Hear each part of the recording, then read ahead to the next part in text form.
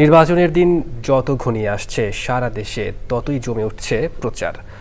জনসভা, উঠান বৈঠক ও পথসভা করে ভোটারদের কাছে যাচ্ছেন প্রার্থীরা। সারা দেশে নির্বাচনী প্রচার নিয়ে মিথিলা নাজনীনের রিপোর্ট। ভোলা ৪ আসনে বিএনপি মনোনীত প্রার্থী নুরুল ইসলাম নয়ন দলের পক্ষে প্রচারণা চালান।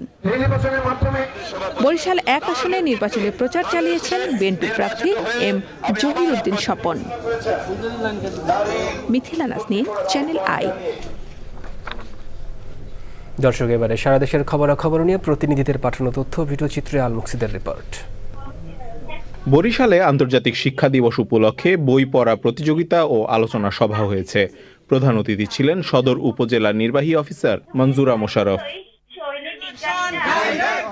জামায়াতে ইসলামীর আমির শফিকুর রহমানের এক্স অ্যাকাউন্টে কর্মজীবী নারীদের নিয়ে অবমাননাকর মন্তব্যের প্রতিবাদে গোপালগঞ্জে বিক্ষোভ মিছিল করেছে ছাত্রদল। ঝিনাইদহের শৈলকুপায় যুব উৎসব হয়েছে।